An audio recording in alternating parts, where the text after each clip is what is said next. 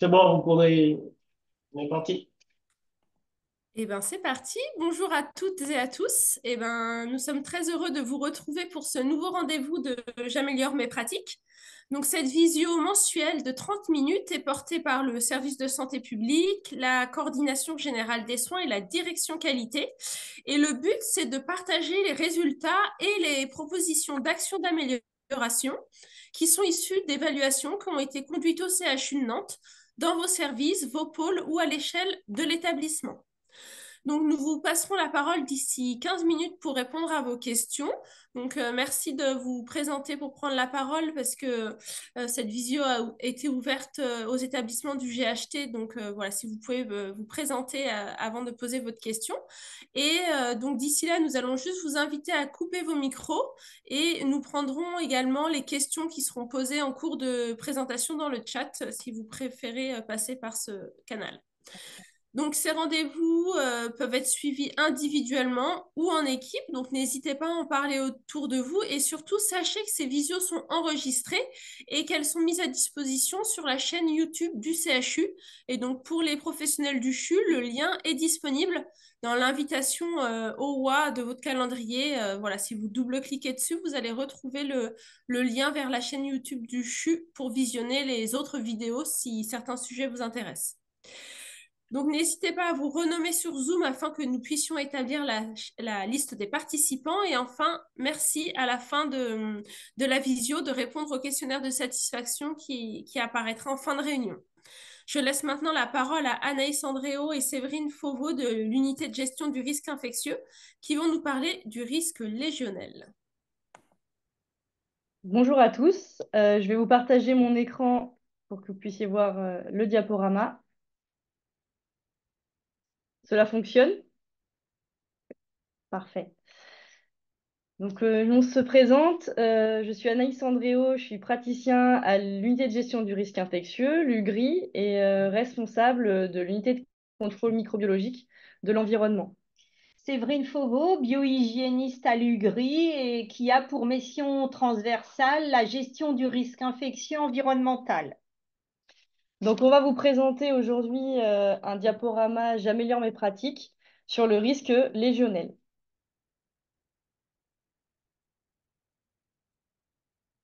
Donc, tout d'abord, pour placer le contexte, un rappel sur la légionellose. Cette maladie est due à un agent infectieux, hein, une bactérie hydrique qu'on retrouve dans l'eau douce. Et l'agent infectieux principalement retrouvé en pathologie humaine, ça va être la Legionella espèce Pneumophila. Et on va retrouver principalement le sérogroupe de type 1 en pathologie humaine. C'est une maladie à déclaration obligatoire et on dénombre environ 1800 cas qui sont déclarés en moyenne chaque année en France. Sur ces 1800 cas, il faut savoir qu'il y a à peu près 6% des cas qui vont être liés à un séjour hospitalier, 4% à un séjour dans un établissement de santé pour hébergement de personnes âgées et donc la majorité des cas, environ 17% des cas, vont être liés plutôt à des voyages. Il faut savoir que au CHU de Nantes, on va avoir entre voilà, 0, 1 ou 2 cas de légionellose nosocomiale par an. Sur les symptômes cliniques, donc l'incubation dure en moyenne 2 à 10 jours. Les patients vont présenter une pneumopathie aiguë associée à une altération de l'état général. Et ce qui va être aussi caractéristique dans la légionellose par rapport à d'autres pneumopathies, qu'il va y avoir des manifestations digestives et ou neurologiques qui peuvent être associées. Donc c'est une maladie grave, hein, puisqu'il y a une hospitalisation dans 98% des cas et 10% de décès. La confirmation se fait par un diagnostic biologique, donc un prélèvement très, très facile à faire, hein. Donc, c'est une détection d'antigènes solubles dans les urines. On va détecter l'antigène de la Legionella pneumophila de sérotype 1. Il y a d'autres moyens de diagnostic qui sont moins fréquents. On peut également retrouver la bactérie par culture sur un prélèvement respiratoire ou on peut la retrouver par PCR dans un prélèvement clinique. La transmission de la légionnelle va se faire par inhalation de gouttelettes d'eau contaminée. Voilà, il n'y a pas de transmission en buvant de l'eau où on va retrouver de la légionnelle à l'intérieur. C'est vraiment une inhalation et donc une contamination pulmonaire. Et voilà, comme vous pouvez voir ici, l'exposition la plus à risque pour les patients, donc c'est vraiment les aérosols avec des gouttelettes fines qui vont contaminer les patients. Il est important de savoir aussi, hein, si vous avez un patient avec une légionellose, qu'il n'y a pas de transmission interhumaine, donc il n'y a pas de nécessité de mettre en place des précautions. Et ce qui est important pour la légionelle, donc ce n'est pas n'importe quel patient hein, qui vont être susceptibles d'avoir cette bactérie. On identifie vraiment des patients à haut risque. Donc ce sont des patients avec une immunodépression médicamenteuse liée à une prise de corticoïdes de façon prolongée ou à haute dose, à des chimiothérapies ou d'autres traitements immunosuppressifs. Également, les patients à haut risque, donc ceux qui ont des maladies immunosuppressives telles que des hémopathies, des cancers, ou des patients transplantés ou avec greffe d'organes. Nous allons maintenant aborder les mesures de prévention. Alors, plusieurs acteurs entrent dans la prévention du risque infectieux lié à l'eau. Les services techniques pour les plans, la maintenance des réseaux d'eau, le laboratoire, donc l'unité de contrôle microbiologique de l'environnement pour le plan d'échantillonnage et le contrôle des points d'eau critiques et représentatifs du réseau. Donc ici, on a mis le bilan des résultats de l'année 2023 de recherche de légionelle. Donc la recherche de légionelle, elle se fait bien hein, sur l'eau chaude sanitaire. Hein, c'est vraiment dans l'eau chaude lorsque on a une température inférieure à 50 degrés. Mais c'est dans l'eau chaude qu'il va pouvoir y avoir une prolifération. Donc la surveillance se fait à ce niveau-là. Et donc comme vous pouvez le voir, au CHU de Nantes, 257 prélèvements d'eau chaude ont été réalisés. Donc, dans ces prélèvements, on retrouve les prélèvements d'eau au point d'usage, donc c'est-à-dire des douches, des robinets dans les services, mais également des points techniques, c'est-à-dire les départs et les retours de boucle. Et vous avez ici le bilan de l'année avec environ 60% de résultats conformes, environ 30% de conformité à évaluer et 6-7% de résultats non conformes. Alors, ces résultats, on les interprète de cette façon. On va dire qu'un résultat est conforme lorsqu'on a moins de 10 Legionella pneumophila, hein, donc une absence hein, de Legionella pneumophila. Le seuil est fixé à 10. Une conformité à évaluer entre 10 et 1000, parce qu'en fait, cela va dépendre des profils de patients. Dans un service qui accueille des patients à haut risque, l'objectif est d'avoir un seuil inférieur à 10. Et pour les autres services, l'objectif est d'avoir un seuil inférieur à 1000. Donc, c'est des résultats qu'on rend hein, selon une norme. Donc, entre 10 et 1000, c'est une conformité à évaluer. Et plus de 1000, donc là, il y a un risque hein, pour l'ensemble des patients. Donc, le résultat est non conforme. Et lorsqu'on a des points non conformes, donc cela peut provenir hein, d'une contamination du réseau, mais dans la majorité des cas, comme vous pouvez le voir sur la photo avec un pommeau de douche entartré, pour avoir un exemple visuel et concret, c'est très souvent une contamination distale hein, des points d'eau qui vont entraîner une prolifération locale de bactéries et notamment de légionelles. L'UGRI a pour rôle d'identifier les usages de l'eau en fonction des soins, par exemple l'eau stérile pour un aérosol de médicaments ou bien les humidificateurs et les services de soins pour la purge et l'entretien des points d'eau. Voici la synthèse des recommandations qui se trouvent dans le mode opératoire au CHU de Nantes. En pratique, les professionnels de santé ont un rôle primordial dans la maîtrise du risque légionnel par les actions de purge des points d'eau, car celle-ci a un impact dans le service, mais aussi au niveau des étages supérieurs ou inférieurs. Ça dépend en fait de la conception du réseau d'eau. Il faut être aussi attentif aux points d'eau inutilisés, par exemple une douche dans une chambre chambre et ce local est transformé en local de stockage. Du coup, ça crée un bras mort et donc, quand c'est possible, il faut envisager la suppression de ce point d'eau. Pensez également aussi aux purges lors de la fermeture de lits. L'entretien des points d'eau trimestriels limite le tartre des embouts de robinetterie et par conséquent la prolifération de légionnelles au point d'usage. La traçabilité associée à ces tâches est importante car elle est demandée en cas de non-conformité. Et on va continuer sur les mesures plus spécifiques pour les patients à haut risque, hein, comme on a défini tout à l'heure, hein, les patients immunodéprimés de par un traitement ou de par leur pathologie. Donc, pour ces patients-là, il est préconisé de leur fournir de l'eau embouteillée pour la boisson et le lavage de dents. Donc, on l'a vu, hein, il n'y a pas de transmission de légionelles en ingérant de l'eau, mais on ne peut pas exclure un risque de fausse route. Et on a déjà eu un cas au CHU de Nantes d'une légionellose nosocomiale avec un patient qui avait fait une fausse route avec donc de l'eau de réseau. Et la mesure également importante sur laquelle vous devez être sensibilisé, c'est la mise en place de filtres au niveau des douches. Donc, pour la politique au CHU de Nantes actuellement, pour l'ensemble des services qui accueillent régulièrement des patients à haut risque, donc il y a une liste hein, qui est définie. Toutes les douches doivent être sécurisées, donc toutes les douches des chambres et les douches communes.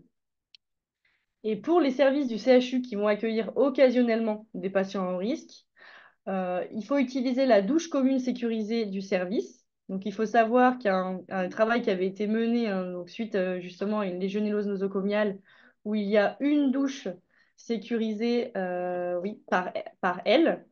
Donc, vous devez connaître, si vous êtes dans ces services-là, quelle douche est sécurisée pour pouvoir identifier les patients à haut risque. Et vous avez le logo douche filtrée qui est justement apposé sur la porte ou sur la douche pour vous permettre de bien l'identifier. Et sur le site de la GRL, nous sommes en cours de déploiement également, donc de la même politique que sur l'Hôtel-Dieu, avec la mise en place. Alors, c'est un ou deux filtres, ça va dépendre de la conformité des services, un ou deux filtres par aile, en fonction de l'utilisation de la conception du service. Donc, de la même façon, vous pourrez identifier orienter vos patients à haut risque vers ces douches-là. Si aucune douche n'est sécurisée dans le service, on préconise une toilette aux gants, hein, puisque on rappelle, hein, c'est vraiment l'exposition aux aérosols qui va être à risque. Donc une toilette aux gants va permettre de limiter ces aérosols. Et si le patient est hospitalisé pour un séjour de longue durée, il est possible hein, de sécuriser une douche ponctuellement dans la chambre de ce patient. Alors après, il faut bien penser à retirer le filtre lorsque le patient va sortir. Pour la gestion des filtres, pour les services ciblés, je rappelle la durée d'utilisation des filtres qui est de 1 mois, donc dans le marché uni-achat, c'est ce qu'on a retenu. L'approvisionnement se fait désormais par le logiciel Copilot Web et il faut savoir aussi que la première installation d'un filtre au niveau d'un robinet se fait avec les services techniques puisqu'il y a un petit raccord à installer entre l'embout du robinet et le filtre.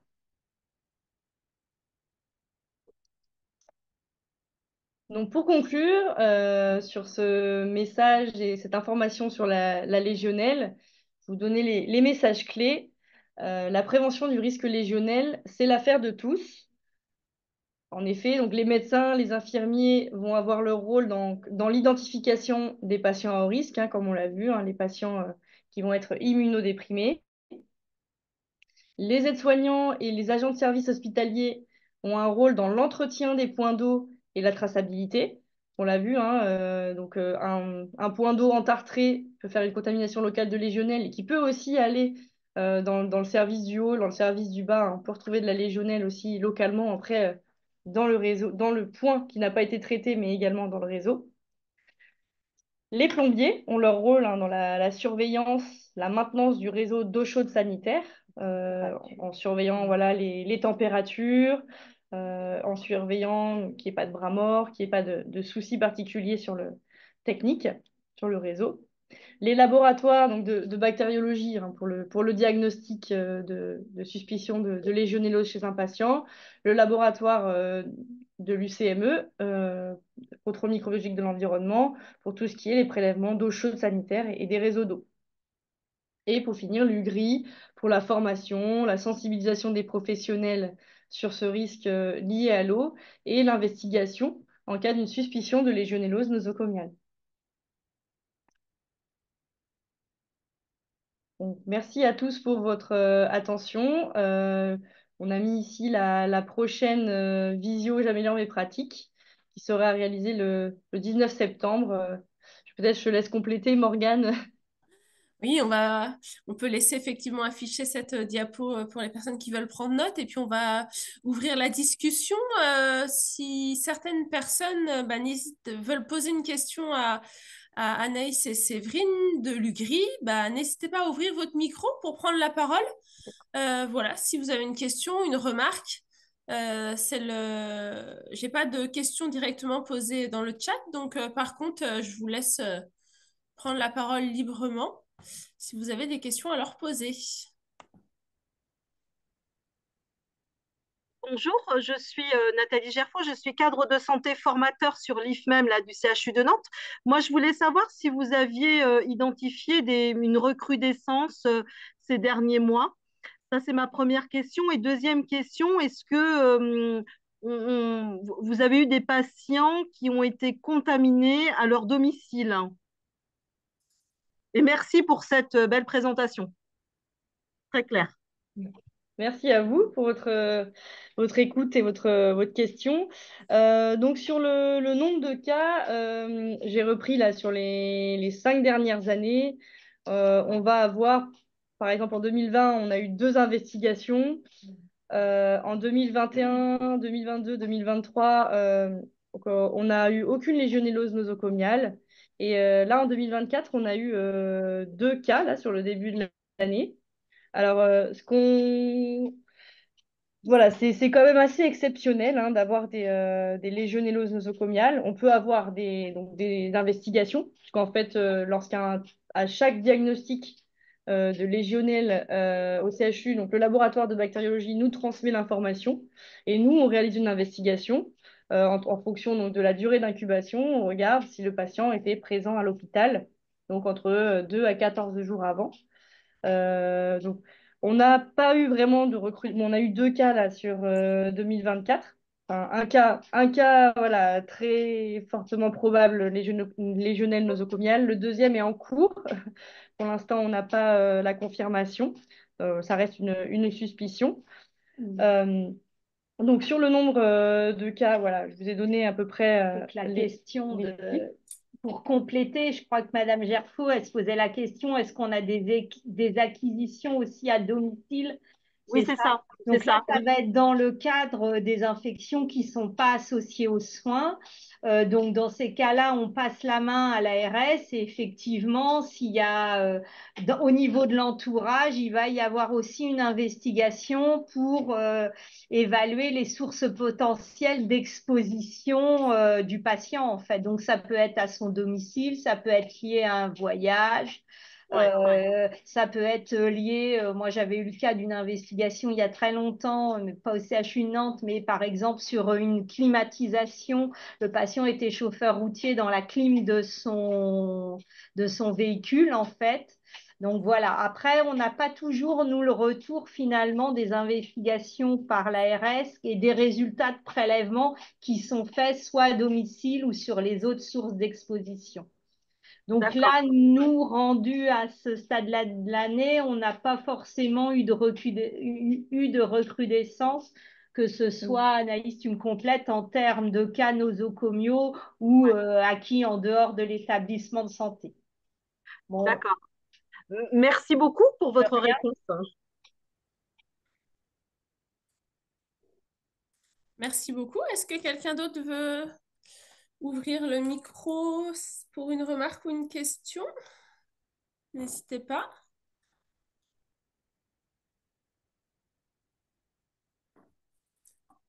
Ouais, moi, j'avais peut-être une petite question, deux petites questions, juste le temps que ça.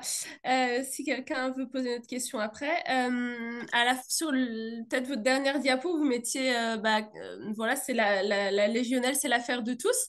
Et c'est vrai qu'on ne voit pas apparaître les patients. Et je me demandais, comme voilà, on est de plus en plus dans le partenariat patient, est-ce que les patients immunodéprimés, voilà, qui sont plus à risque de développer cette infection connaissent, sont sensibilisés et voilà, sont parfois eux-mêmes interpellent en fait les soignants sur les mesures de protection en place dans le service. Est-ce que... À ma connaissance, alors voilà, moi ouais, j'ai pas connaissance là récemment, pardon, j'ai pas connaissance récemment d'un travail qui a été fait hein, effectivement avec les patients. Ce serait à réfléchir parce qu'il faudrait donc cibler vraiment voilà les patients à haut risque et les sensibiliser à ce risque-là.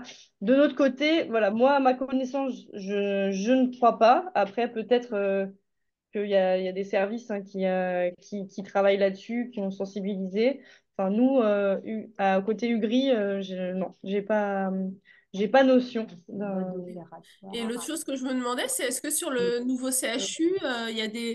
Est-ce que, enfin, par exemple, les filtres dont vous parliez, est-ce que, par exemple, tous les équipements de douche seront équipés ou est-ce que ou ça n'a pas d'intérêt et dans tous les cas, Non, on garde ce type d'équipement seulement pour... non.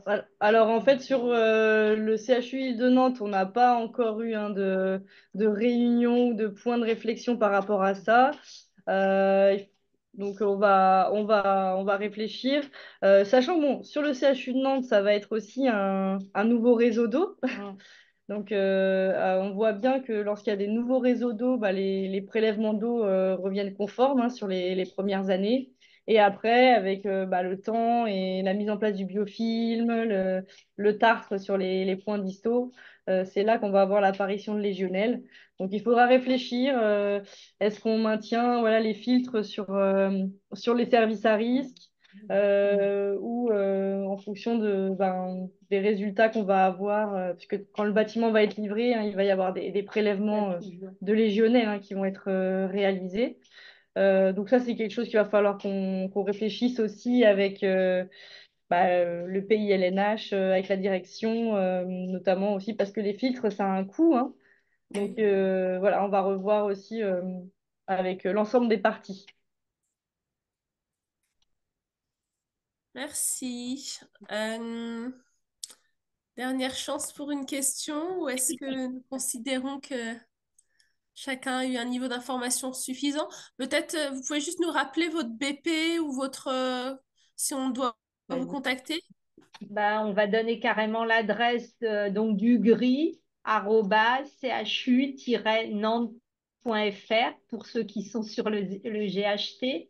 Et sinon, en interne, ben, c'est bp-ugri. Ok, bah, merci à tous. Et puis, De bah, comme je rien, vous l'avais merci à annoncé, vous. la Merci prochaine... aux participants. Et rendez-vous, du coup, on fait une petite pause sur la période estivale et on reprendra donc le 19 septembre avec une présentation d'une évaluation institutionnelle qui a été réalisée sur l'évaluation des risques à l'entrée du patient, voilà, par Sandrine Volant et Cécile Pécaud. Donc, une enquête auquel vous avez peut-être répondu et voilà, avec une réflexion qui sera discutée sur voilà, la traçabilité et les écrits professionnels à l'entrée du patient.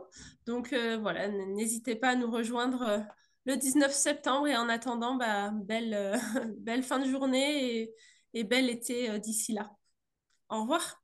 Merci. Merci. Bonne fin de journée à tout le monde. Au revoir.